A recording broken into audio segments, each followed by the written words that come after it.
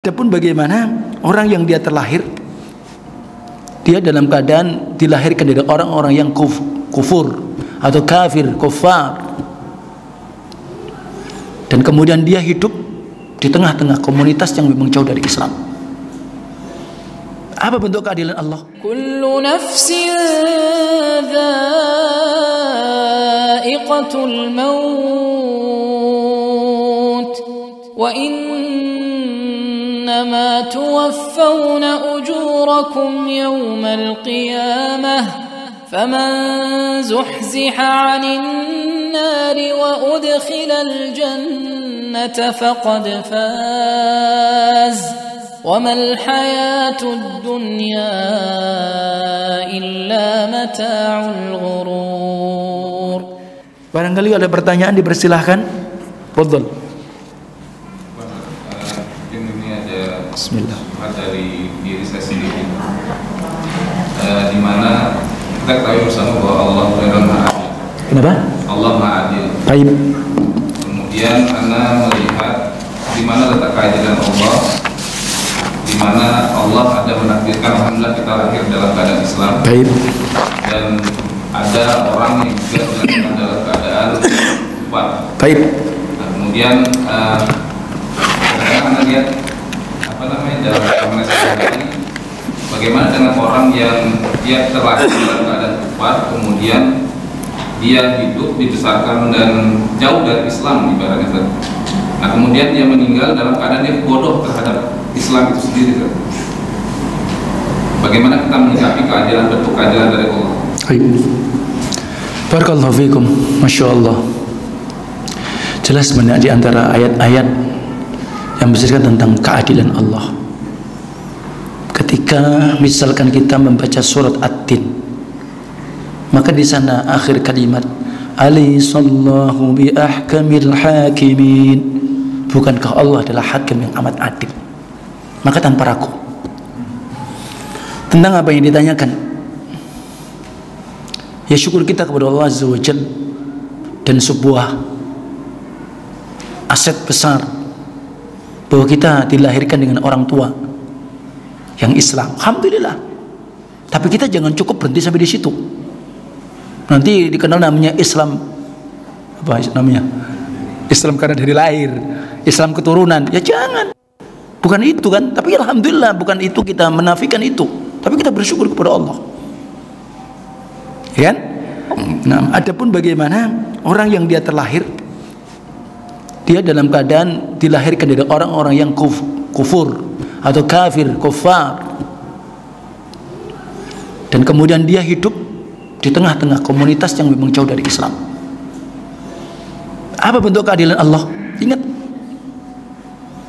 Allah berfirman, "Wa ma kunna mu'adzibina hatta nab'atha rasulah." Dan kami, Allah Jalla wa Ala, tidak akan mengazab kepada siapapun sampai Allah mengutus Rasul. Bukankah demikian? Iya, Allah gak mungkin. Nah, sekarang Nabi kita Muhammad SAW, Nabi Khatamul Anbiya wa Imamul Mursalin, kan? Nah, masalahnya, apa benar orang ini tidak dengar, belum pernah dengar dakwah dan yang lainnya? Yang perlu difahami, ada satu daerah mungkin dikenal daerah Badui, atau mungkin daerah-daerah yang masih menganggap mengisolasi diri, sehingga karena dalih alasan supaya tidak terkontaminasi adat dan sebagainya, maka siapapun tidak bisa masuk. Terus gimana? Siapa yang disalahin? Terjadi apa tidak? Terjadi. Kembali Allah tidak akan pernah mengadab.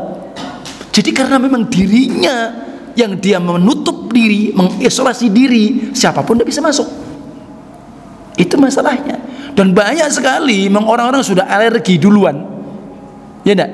Ada. Jadi ini artinya mungkin apa tidak dakwah Muhammad ini tidak sampai dulu, sudah sampaikan wa akmaltu lakum dinakum wa atmu alaikum ni'mati wa raditu lakumul islam madina. Sudah semua disampaikan. Sampai Rasul mengatakan, hal ballaghtu, apa aku sudah sampaikan? Sudah. Qalu bala ya Rasulullah, Allahumma syhad. Loh, Cuma masalahnya tadi, kadang-kadang memang dia mengisolasi diri karena memang tidak bisa masuk. Jangan kok itu kadang ada, itu muslim, komunitas muslim, sudah seakan-akan apa dia? Ya kebiasaannya begitu, tidak bisa dibedakan mana adat, mana tradisi, tidak bisa dibedakan. Terus kemudian orang lain yang dianggap beda, nggak bisa dia masuk, ya tidak? Nah itu saja repot. Gimana? Sementara di dalamnya mungkin terjadi praktek kesyirikan dan semisalnya, orang lain tidak bisa masuk.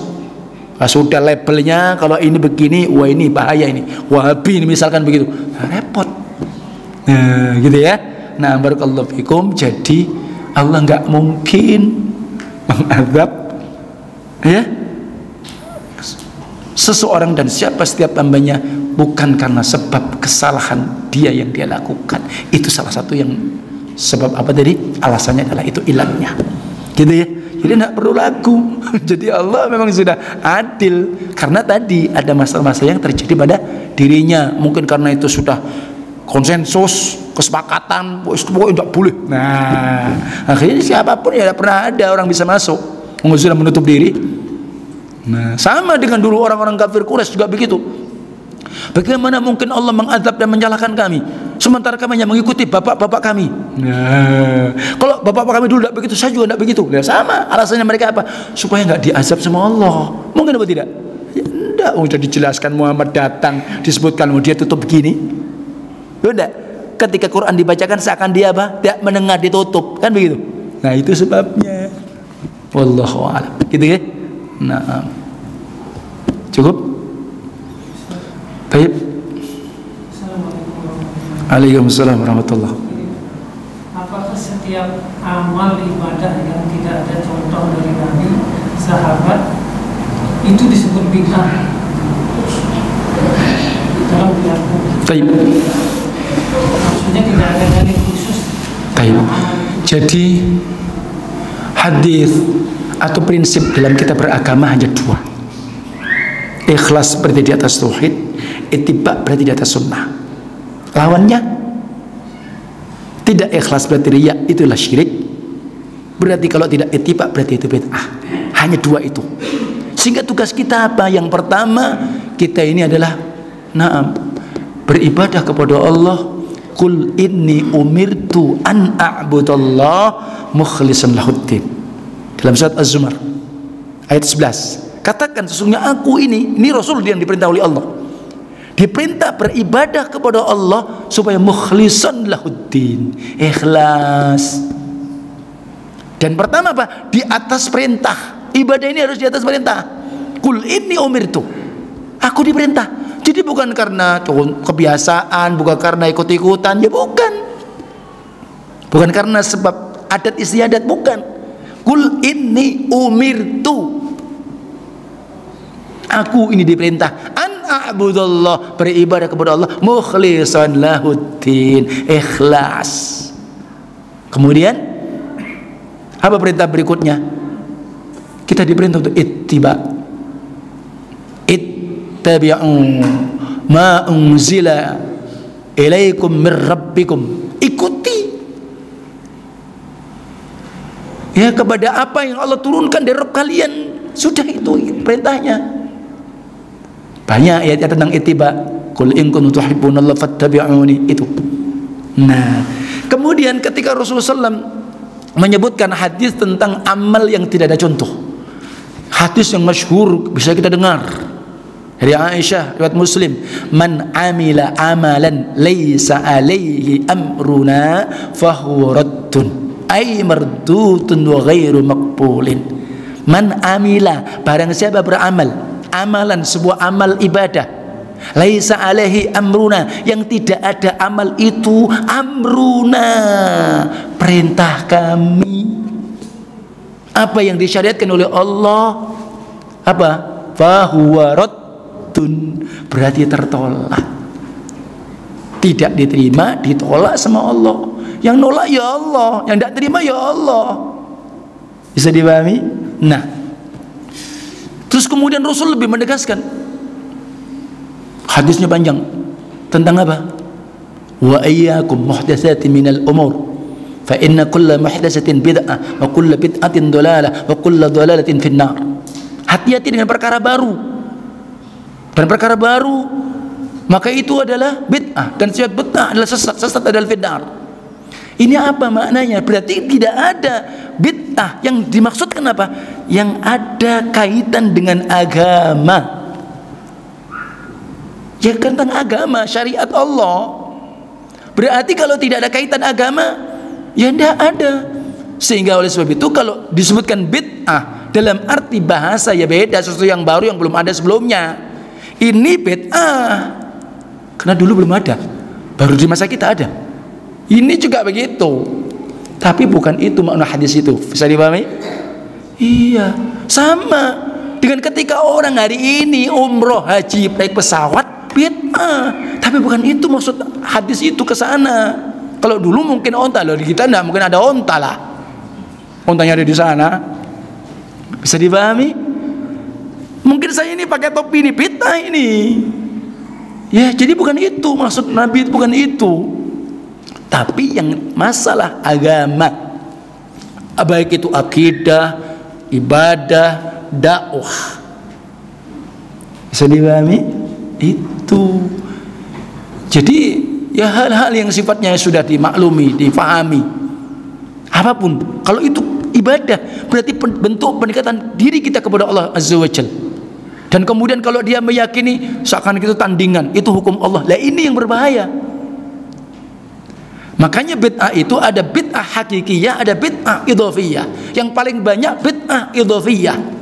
Tadinya itu ada dalam agama, dalil-dalil umum, tapi dipakai sifatnya ya ini kan ada. Baca Quran kok dilarang. Asalnya baca Quran diperintahkan, tapi dia baca Quran khusus, di malamnya juga khusus, di tempatnya dikhususkan, padahal tidak ada. Nah ini idhofiyah namanya. Bisa dipahami? Itu ya, nah itu. Walaupun memang akhirnya ketika itu jatuh pembagian bid'ah itu, memang ada bid'ah yang jatuh kepada mukaffirah, pelakunya juga kafir, tentunya ada rincian. Ada bid'ah yang muharramah, diharamkan, ada rincian. Ada bid'ah yang makruhah, yang hukumnya dibenci dan makruh.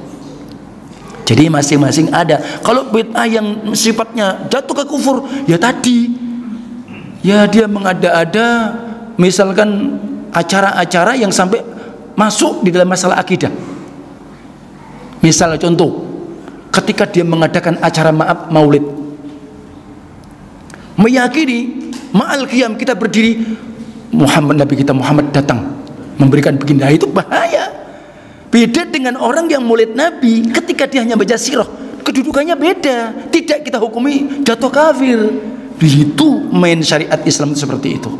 Bisa saja dia muharramah, bisa saja dia dalam makruhah, tapi pada intinya jatuh kepada bid'ah. Bisa dipahami?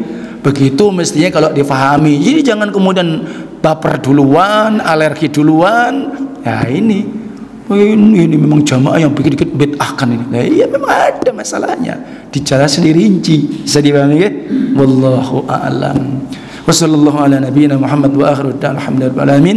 Subhanakallahumma wa bihamdika asyhadu an la ilaha illa anta astaghfiruka wa atubu ilaik. Assalamualaikum warahmatullahi wabarakatuh.